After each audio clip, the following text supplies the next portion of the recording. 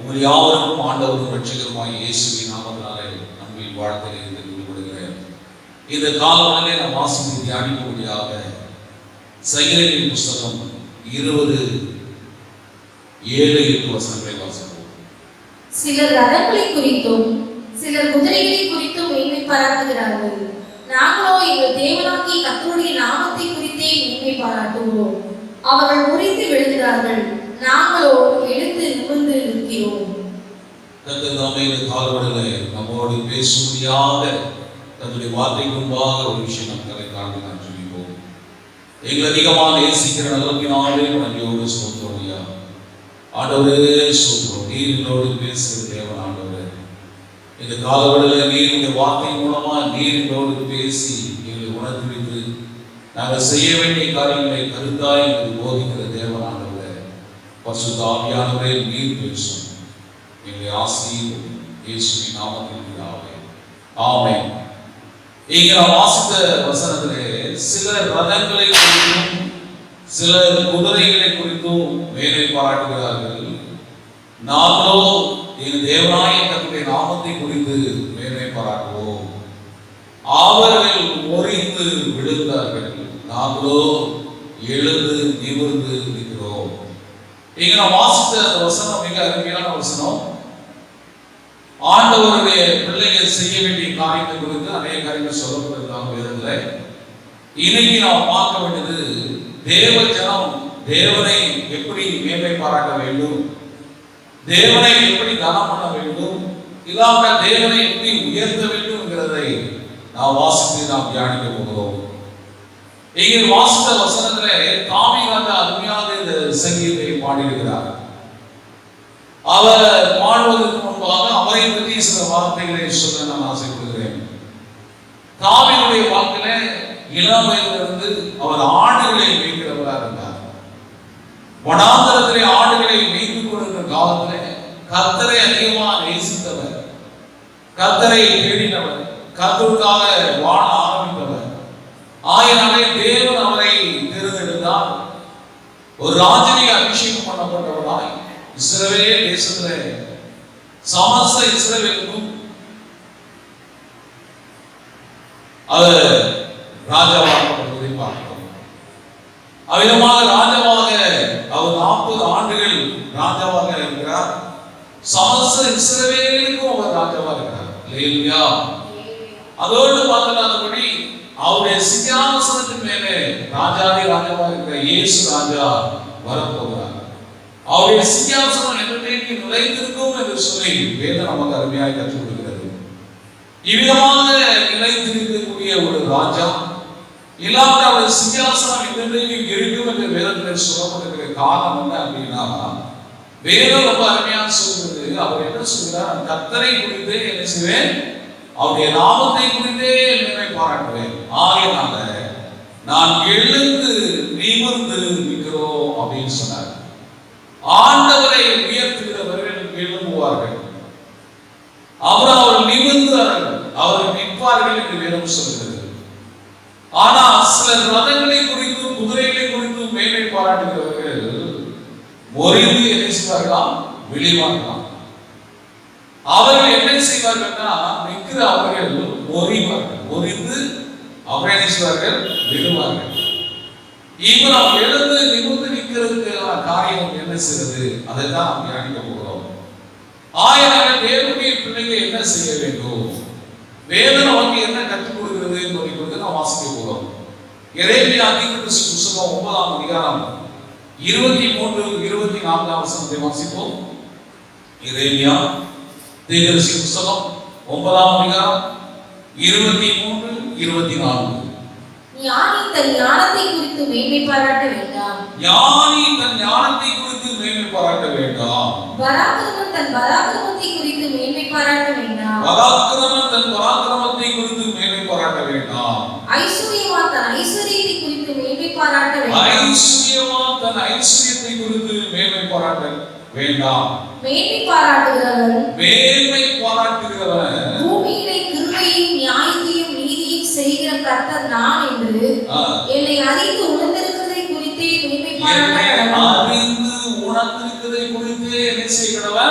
மேன்மை பாராட்ட கடவன் என்று கர்த்தர் சொல்கிறார். இங்கே வாசித்த வசனத்துல ஞானி தன் ஞானத்தை குறித்து என்ன செய்ய வேண்டாம்? மேன்மை பாராட்ட வேண்டாம். அவனுக்கு இருக்கிற ஞானம், அவனுக்கு இருக்கிற அறிவு, அதை பற்றி அவனை பெருசா பேச வேண்டிய அவசியம் இல்லை. அதை புகழ்ந்து வைக்க வேண்டிய நேரம் இல்லை. ஆனா பேச வேண்டியது எது அப்படின்னா, தேவனை பற்றியே, ஆண்டவரை பற்றியே அவன் பேச கடமைப்பட்டிருக்கிறான். ஆகையால்தான் வேதம் அருமையா சொல்றது, ஞானி தன் ஞானத்தை குறித்து என்ன செய்ய வேண்டாம்? மேன்மை பாராட்ட வேண்டாம். அப்படி மேன்மை பாராட்டினா ஒருத்து என்ன செய்வானாம்? விழுவானாம். வேதத்தில் வாசிக்கும் போது தானியேல் புத்தகத்துல 4ஆம் அதிகாரம் 30, 31 வசனங்களை வாசிக்கும் போது நேபுகாத்நேச்சார் என்ற ஒரு ராஜா இருக்கிறார். அந்த ராஜா கொஞ்சம் அப்படியே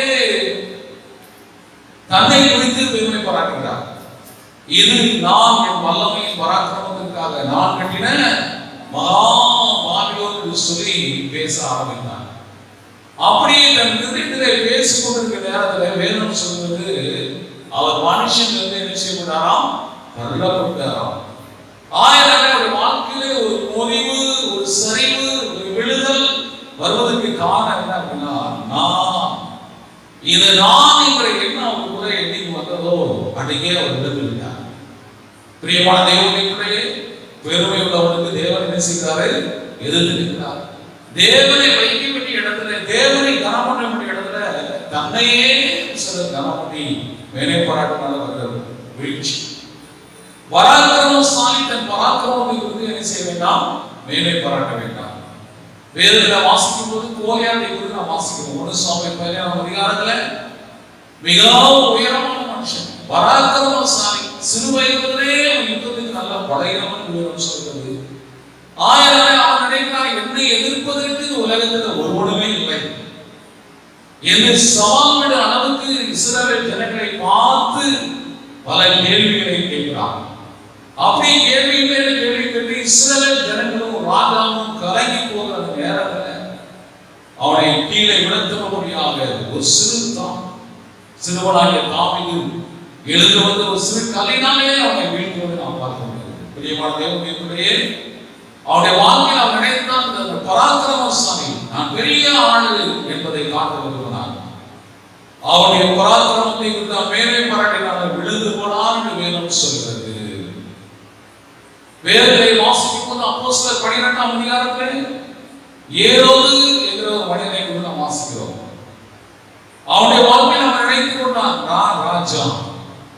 ஆயனாலே ஒரு சிங்காசனத்திலே உட்கார்ந்து வேத வசனங்களை இணைச்சார். யூதருக்கு பிரசங்கம் பண்ணினான். ஜனங்கள் எல்லாம் அவனை புகழ்ந்தார்கள். ஒரே புகழ்ச்சி. ஜனங்களை பிரியப்படுத்தக்கூடிய பேசினா ஜனங்கள் புகழத்தான் செய்வார்கள். ஆனால் அவன் கர்த்தருக்கு மகிமை செலுத்தாதனாலே கர்த்தர் அவனை அடித்தார். அவன் குடும்பத்து செத்து போனான். உலகத்தில் ஆஸ்தி இருக்கலாம், ஐஸ்வர்யம் இருக்கலாம், எல்லாம் இருந்தாலும் கர்த்தருக்குரிய மகிமையை கர்த்தருக்கு செலுத்தாவிட்டால் தேவன் மேல இருந்து அவனை அடிப்பார். கடைசி அவருடைய முடிவை குறித்து வேதம் சொல்லுவது கொடுத்து செத்தான சொல்லி வாசிக்கிறோம். 2 ராஜாக்களின் புத்தகம் 26:16 நாம் வாசிக்கும் போது அங்கே உசியா என்ற ஒரு ராஜாவை குறித்து நாம் வாசிக்கிறோம். இந்த உசியா ராஜா பலப்பட்ட போது தனக்கு கேடு உண்டாக மட்டும் அவன் என்ன செய்தானா? மனவேட்டிமையா இருந்தான். அவர் கர்த்தருக்கு விரோதமான காரியங்களை செய்தான். நீங்க சிலருடைய வாழ்க்கையில ஆலயத்துக்கு ஆரம்பத்தில் வரும்போது இருக்கிற இடமே தெரியாம இருப்பாங்க. ரொம்ப தாழ்மையாக பணிவாக எல்லாருமே பேசுவாங்க, சபைக்குள்ளே நடப்பாங்க. ஆனால் தேவன் அவரை ஆசீர்வதித்து உயர்த்த ஆரம்பிக்கும் போது அவருக்கு என்ன செய்வார்னா, யாருக்கும் கட்டுப்பட மாட்டாங்க. வேலை இல்லாத காலத்திலே பணிவாக இருப்பார்கள். வேலை கிடைத்து உயர்வு கிடைத்து மேன்மை கிடைத்த உடனே அவருக்கு ஒரு விருப்பம் வந்துடும். சில வாழ்க்கையிலே திருமணமான உடனே அவருக்கு ஒரு விருப்பம் வந்துடும். என்னை போல என் மனைவி போல அழகான உலகத்தில் யாருமே இல்லை அப்படின்னு சிலருக்கு வந்து, சிலர் நல்ல வீடு கட்ட உடனே வீடு இல்லாதவரை பார்க்கும்போது என் வீடு எப்படி இருக்கு பாருங்க அப்படின்னு சொல்லி ஒரு பெருமை. சிலர் காரணமான உடனே, சிலருக்கு பணம் கையில ஏற்ற உடனே, பதவி வந்த உடனே இப்படி சிலருடைய வாழ்க்கை வரும். அதனால்தான் உசியா ராஜா தன் பலப்பட்ட போது தனக்கு கேடு உண்டாக மட்டும் மானம் வேண்டுமையாக இருந்தான். இல்லையா பிரியமான தேவனுடைய பிள்ளையே, அந்த மன வேற்றுமை அவனை கெடுக்க ஆரம்பித்தது. தேவன் அவனை அடித்தார் வேதம் சொல்கிறது. ஆயினால தேவனுடைய கோபத்துக்கு நாம் இரையாகி அன்றைக்கே ராஜா மேன்மையிட்டு அவன் இழக்க வேண்டிய சூழ்நிலை அவனுக்கு வந்துவிட்டது. இந்த காலத்தில் ஆண்டுடைய சமூகத்தில் வருகிறோம். நாம் கர்த்தரை குறித்து மேன்மை பாராட்ட வேண்டியது அவசியமாக இருக்கிறது. அப்போஸ்தலனாகிய பவுல் இன்னைக்கு காலையில் ஒரு 3 காரியங்களை தியானிக்க போறோம். அதுல மேன்மை பாராட்டலை குறித்து முதலாவது அப்போஸ்தலனாகிய பவுல் சொல்கிறாரு, கலாத்தியர் 6:14, நான் சிலுவையை குறித்து, சிலுவையில் அறையப்பட்ட இயேசு கிறிஸ்துவை குறித்தே என்ன செய்வேன்? மேன்மை பாராட்டுவேன் சொல்கிறார். வாசிப்போம். நானும் நம்முடைய கர்த்தராகிய இயேசு கிறிஸ்துவின் சிலுவையை குறித்தே அல்லாமல், நானும் நம்முடைய கர்த்தராகிய இயேசு கிறிஸ்துவின் சிலுவையை குறித்தே அல்லாமல் வேறொன்றையும் குறித்து மேன்மை குறித்து நான் என்ன செய்ய? மேன்மை பாராட்டேன். யாரை குறித்து மேன்மை பாராட்டுகிறார்? சிலுவையில் அறையப்பட்ட இயேசுவை குறித்து மேன்மை பாராட்டுகிறார். அப்போஸ்தலன் பவுலுடைய வாழ்க்கையை தன்னை பற்றி பேசுவதற்கு ஏராளமான காரியங்கள் இருக்கிறது. ஏராளமான காரியங்கள் இருக்கிறது. அவர் தன்னை குறித்து பேசல. அவர் என்ன சொல்றாரு? நான் சிலுவையிலே, யாரை பற்றி? சிலுவையிலே அறையப்பட்ட இயேசு கிறிஸ்துவே சிலுவையை குறித்து அல்லாமல் வேற ஒன்றை குறித்து நான் என்ன செய்ய? மேன்மை பாராட்டேன். ஏன் இயேசு கிறிஸ்துவை சிலுவையை குறித்து பேசுகிறார் அப்படின்னா, 1 கொரிந்தியர் 1:18 நாம் வாசிக்கும் போது அங்கே சொல்லப்படுகிறது. வாசிப்போம். 1:18. சிலுவையை பற்றிய உபதேசம் கெட்டு போறவருக்கு எப்படி இருக்குதா? வைத்தியமா இருக்கலாம். ரட்சிக்கப்படுகிற நமக்கும் என்னமா இருக்குது? தேவ பலனா இருக்குது. அல்லேலூயா. ஆயனாலே வேதம் ரொம்ப அருமையா சொல்கிறது. சிலுவையை பற்றிய உபதேசம், சிலுவையிலே இயேசு ஏன் மரித்தார்? பாவிகளை ரட்சிக்க கிறிஸ்து உலகத்தில் வந்தார். பாவிகளுக்காக இயேசு சிலுவையில் மரித்தார். ரட்சிக்கப்பட வேண்டும். இயேசு சொன்னார், நானே வழியும் சத்தியமும் ஜீவனுமாக இருக்கிறேன் சொன்னார். அவர் வழியாக தான் நித்திய ஜீவனை பெற முடியும். ஞானஸ்நானம் எடுக்க வேண்டும், பரிசுத்தாய் பெற வேண்டும், வேறு விடுத்து வாழ வேண்டும், பல்லவ ராஜ்யத்துக்கு ஆயத்தமாக வேண்டும் என்கிற காரியங்களை இந்த சிலுவையின் உபதேசத்தில் இருந்தது. ஆயனாலே ரட்சிக்கப்படுகிறவர்களுக்கு அது தேவபலனா இருக்குது. இன்னொரு எப்படி இருக்குது? சிலுவை பற்றிய உபதேசம் கெட்டு போறவர்களுக்கு, நரகத்துக்கு போறவர்களுக்கு அழிவை நோக்கி போறவனுக்கு அது எப்படி இருக்குது? வைத்தியமா. ஒரு முறை ஒரு போதகர் ட்ரெயின்ல பிரயாணம் செய்து கொடுத்தா, அப்படியே ஒரு பிரயாணமாய் போய் கொண்டிருக்கும் போது ஒரு சினிமா ஸ்டார், ஒரு பெரிய நடிகரும் அதே ட்ரெயின்ல பிரயாணம் செய்து கொடுத்தார். இருவரும் எதிராக உட்கார்ந்து போகும்போது பேச ஆரம்பித்தாங்க. அப்போது அந்த போதகர் கேட்டார், ஐயா, நீங்க போகிற எல்லா இடங்களும் மேடைகளில் பேச ஆரம்பிக்கும் போதெல்லாம் உங்களுக்கு பிரதான கூட்டங்கள் வருகிறாங்க, ஏராளமான மக்கள் வருகிறாங்க, கையை தட்டுறாங்க, சிரிக்கிறாங்க, ஆத்மரிக்கிறாங்க, எல்லாம் செய்யறாங்க. ஆனா நான் பேசுற கூட்டத்துல மட்டும் கொஞ்சம் ஜனங்கள் வர்றாங்க அப்படிங்கிற ஒரு எண்ணத்தோடு கேட்டாங்க.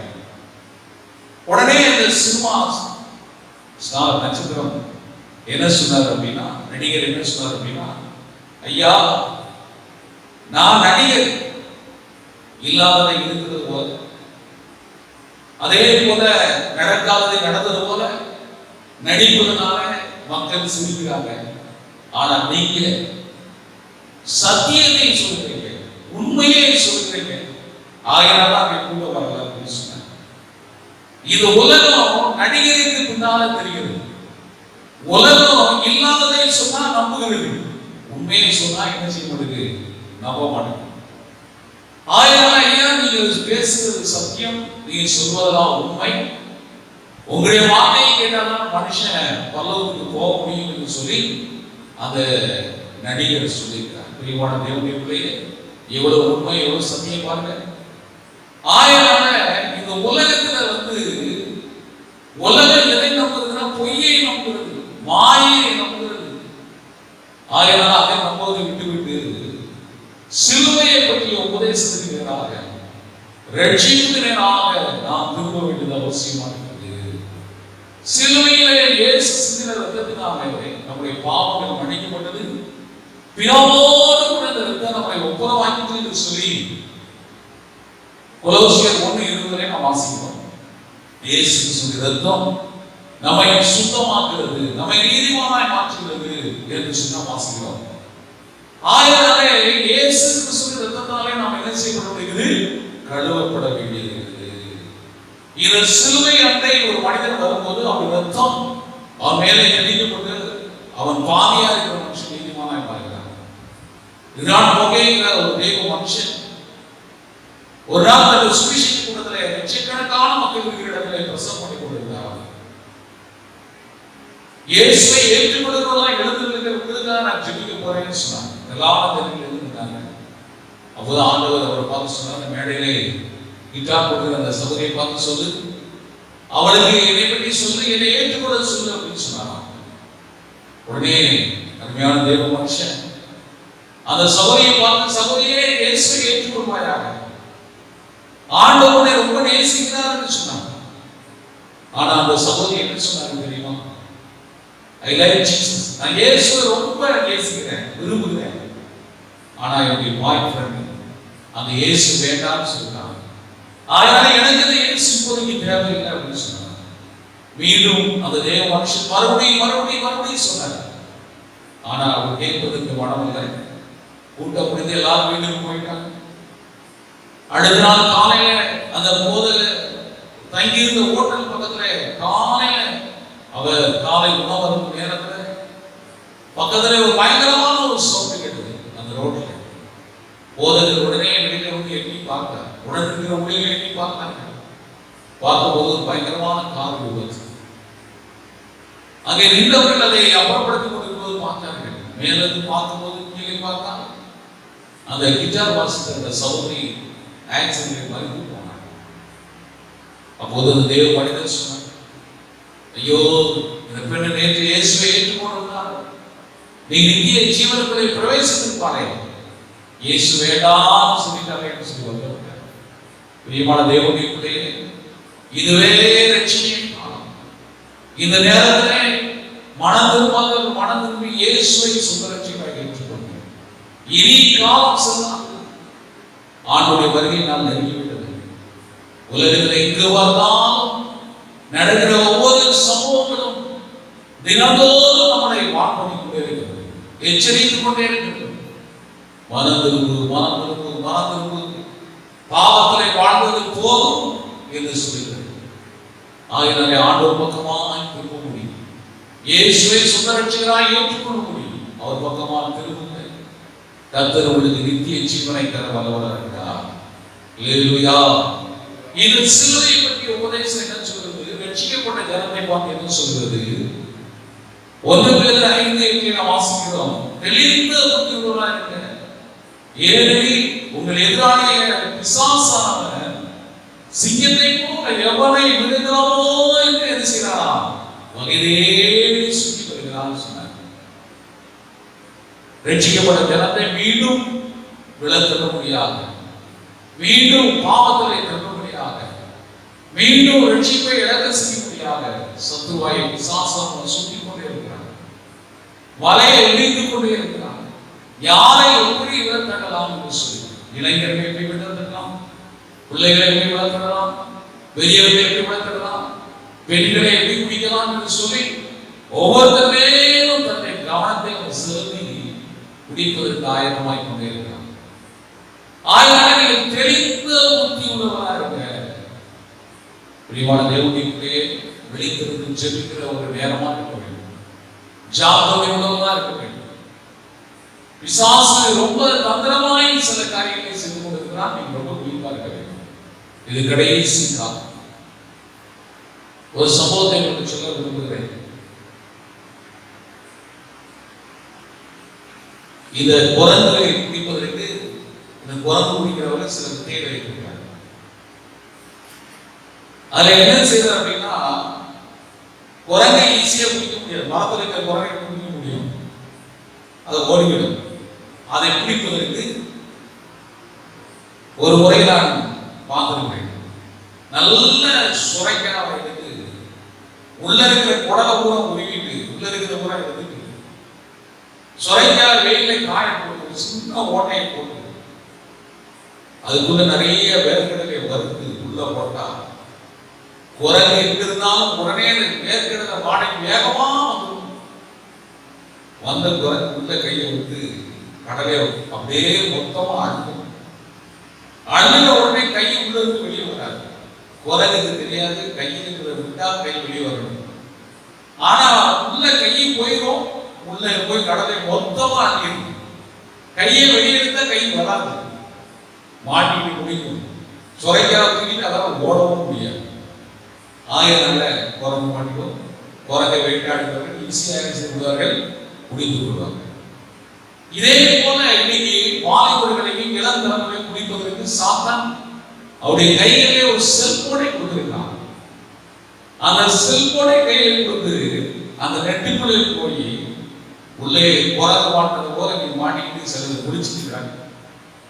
பிரியமான தேவனுடைய இன்னைக்கு அரசாங்கம் வீடுகளே இருக்குன்னு சொல்லிடுது. வீடுகளே இருந்து ஜெபிக்கிறவங்க கொஞ்சம் பேர் தான், வீட்டிலிருந்து வேதனை வாசிக்கிறவர் கொஞ்சம் பேர் தான். சிலர் காலையிலிருந்து சாப்பிட வரைக்கும் செல்போனை நோண்டிக்கிட்டே இருக்கு. சாத்தான் எப்படி குரங்கு போய் சுரைக்காய் கையுண்டதோ அதே மாதிரி இன்னைக்கு சிலர் காலையிலிருந்து சாப்பிட வரைக்கும் செல்போனையே நோண்டி திரும்ப நீங்க எடுக்க நினைச்சாலும் எடுக்க முடியாது. உடைய மனசு சிந்தைகள் எண்ணங்கள் எல்லாம் கெட்டு போயிடும். இனி இளம் தலைமுறைகளை கெடுப்பதற்காக சத்ருவாயை பிசாசு விரிந்திருக்கிற வலைக்கு நீ விலகி தேவ சமூகத்தை நாடும் கர்த்தருடைய ஆசீர்வதிப்பார். ஆயிரம் சிலுவையை பற்றி உபதேசம். இவரை வாசிக்கிறோம். உங்களை சுற்றி இருக்கிற பாவத்தையும் பாரத்தையும் தள்ளிவிட்டு விசுவாசத்தை தோற்றுகிறவர் முடிக்கிறவருமாகிய இயேசுவை நோக்கி என்ன செய்ய ஓடுங்க அப்படின்னு சொல்லி ஆயிரம் இயேசுவை நோக்கி பார்க்கணும். இயேசுவை பார்த்து ஓடணும். அவரே இந்த கண்களுக்கு பார்த்து வைக்கிறது. அல்லேலூயா. அவருடைய கண்கள் வேற எங்கோ நோக்கக்கூடாது. விசுவாசத்தை ஆரம்பித்து நீங்கள் அவர்களே ஆரம்பித்து அவர்களே முடிப்பதற்கு அவரை பின்பற்றி செல்லுங்க. கர்த்தர் நம்மை ஆசீர்வதிப்பார்.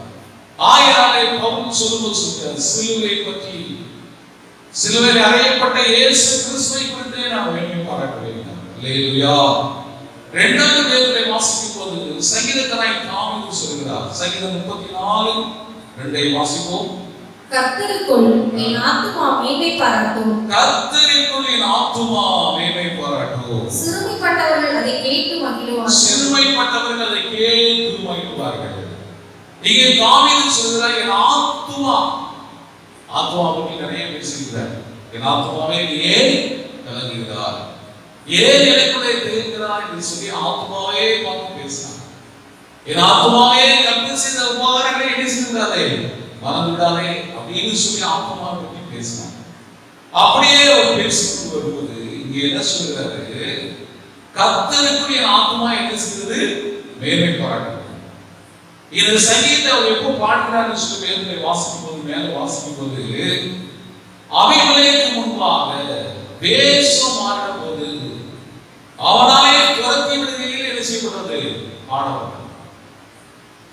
தாவீதை கொல்வதற்காக சவுல் நாள்தோறும் ஒரு கவலாரியை வேட்டையாடுவது போல் சுத்தி கொண்டே போகிறார். ஆயினாலே அவருக்கு பயந்து பக்கத்திலே நாட்டுக்குள்ளே போகிறார். அங்கே குடித்து விடுகிறார். இவன் தான் தாவீது சொல்லி குடித்து கொண்டு போகும்போது தன் வேஷத்தை மாற்றி ஒரு பைத்தியக்காரனை போல மாறிவிடுகிறார். அபிமெலேக்கு சொல்கிறார், இவன் என்ன தாவீது என்று சொல்லி அவன் விரட்டி போது அப்போது அவர் பாடுகிற என்ன பாடுகிறாரு, 1ஆம் வசனத்தில் சொல்லுது, கர்த்தரை நான் எக்காலத்திலும் ஸ்தோத்திரிப்பேன், அவர் துதி எப்போதும் என் வாயில். ஒரு தேவனுடைய பிள்ளை வாழ்க்கையில எல்லா சூழ்நிலையிலும் நன்மையை பெறும்போது சில சோதரம் சொல்லுவாங்க. சில காரியம் நம்ம வாழ்க்கையில கொஞ்சம் வித்தியாசமா நடந்தால் சிலருக்கு ஆத்திரம் முறுமுறுப்பு வரும். அப்படி இல்லாதபடி அந்நிய தீர்மானத்தின்படி அழைக்கப்பட்டவர்களுக்கு சகலமும் நன்மைக்கு வாழ்கிறது. அல்லேலூயா. ஒரு தேவனுடைய பிள்ளை எப்போதும் கர்த்தரை துதிக்க பழக வேண்டும். எல்லா சூழ்நிலையிலும் கர்த்தரை துதிக்க வேண்டும். வாழ்வானாலும் சரி, தாழ்வானாலும் சரி, உயர்வானாலும் சரி, எதுவானாலும் சரி, கர்த்தரை துதிக்கிற துதியினாலே நிறைந்திருக்க வேண்டும். அல்லேலூயா. தாவீது தான் சொல்றார், கர்த்தரை நான் எக்காலத்திலும் ஸ்தோத்திரிப்பேன். வேதத்திலே வாசிக்கும் போது அநேக வசனங்கள் சொல்லப்படுது. ஆண்டவரே சொன்னார், கானான் தேசத்துக்கு போங்க அப்படின்னாரு. போற வழியில அந்த எரிகோ கோட்டை அவருக்கு கிடையாத போது கர்த்தர் சொன்னாரு, அதை சுத்தி வாங்க, அப்புறம் என்ன செய்ய, உங்க சத்தத்தை வைத்து துதிக்க ஆரம்பிங்கன்னு சொன்னார். அந்த துதி சத்தத்தினாலே எரிகோ கோட்டை என்ன ஆனது, தரைப்பட்டமானது. அல்லேலூயா. கர்த்தரை துதிக்கும் போது அந்த எரிகோ கோட்டை என்ன ஆனது, தரைப்பட்டது. தடையை உடைப்பதற்கு இருக்கிற பெரிய போராயுதம் துதி என்கிற ஒரு போராயுதம். இந்த துதியை எடுத்து கர்த்தரை துதிக்கும் போது எவ்வளோ பெரிய தடையா இருந்தாலும் சரி, தடைகளை உடைக்கிற கர்த்தர் முன்னே சென்று தடைகளை உடைப்பார். அல்லேலூயா. அப்போஸ்தலர் 16ஆம் அதிகாரத்திலே சுவிசேஷத்தின் நிமித்தமாய் பவுலும் சீலாவும் சிறைச்சாலை அடைக்கப்பட்டிருக்கிறார்கள். வேதம் சொல்கிறது, அவர் 2 பேரும் கர்த்தரை துதித்தார்கள், ஜெபித்தார்கள்.